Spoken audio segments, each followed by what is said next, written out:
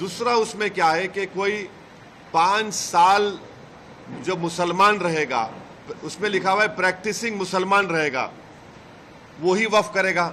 अब प्रैक्टिसिंग मुसलमान का मतलब क्या है? क्या वो 5 वक्त की नमाज पढ़ने वाला होगा? क्या वो दाढ़ी होगी, सर पे टोपी होगी? क्या वो रातों में जाके मस्जिद में इबादत करेगा? क्या वो कुरान का हाफिज होगा? क्या उसकी वाइफ मुस्लिम होगी या नॉन मुस्लिम होगी? ये तुम कौन होते तय करने वाले? 5 साल प्रैक्टिसिंग मुस्लिम है ना, ये देख लो आप। अच्छा, कोई ऐसा लॉ हिंदू धर्म में नहीं है, कोई भी कभी भी दान दे सकता है। आप ये क्यों लेकर आए बताओ? आप कौन होते? मैं प्रैक्टिसिंग हूं नहीं हूं, मैं मुसलमान हूं। मेरे घर में झांक के देखेंगे नरेंद्र मोदी, या फिर 5 साल के बाद मोदी बोलेंगे आओ बेटा तुम मुसलमान सर्टिफिकेट लेकर जाओ। हाँ, तीसरा आप उसमें देख लो, तीसरा क्या है उसमें कि ये बोला जा रहा है कि कोई भी वक्फ प्रॉपर्टी जो गवर्नमेंट के कब्जे में है उसका फैसला कलेक्टर करेगा। अब आप मेरे को बताइए, कलेक्टर खुद गवर्नमेंट का होता है, एग्जीक्यूटिव का, क्या कलेक्टर अपने मामले में जज बन सकता है क्या? ये तो प्रिंसिपल्स ऑफ नेचुरल जस्टिस के खिलाफ है।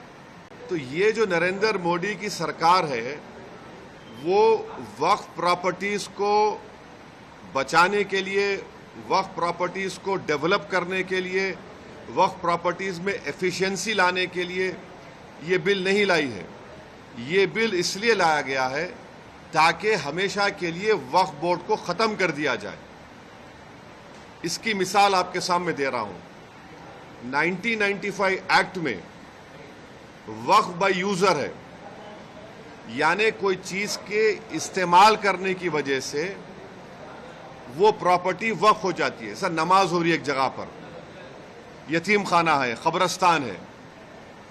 अब बीजेपी इस बिल में वक्फ बाय यूजर खत्म कर रही है। वैसे अगर आप हिंदू धर्म में देखेंगे, कई एंडोमेंट बोर्ड्स में देखेंगे, वहां पर बाय यूसेज वो प्लेस रिलीजियस हो जाती है। लॉ में है हिंदू धर्म के एंडोमेंट में। तो अगर आप देखेंगे, सबसे पहली बात तो ये एक झूठा प्रोपेगेंडा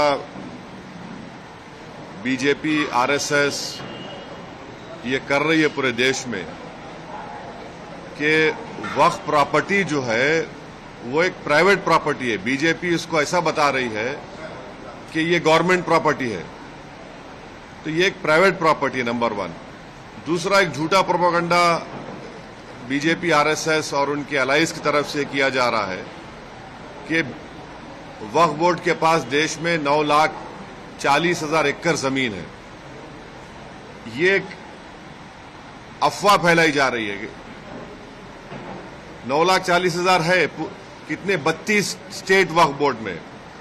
अगर आप तमिलनाडु, आंध्रा, तेलंगाना और ओडिशा के 13 हिंदू एंडोमेंट बोर्ड की प्रॉपर्टीज को ले लिए तो यहीं पर 10 लाख एकड़ जमीन हो जाती है।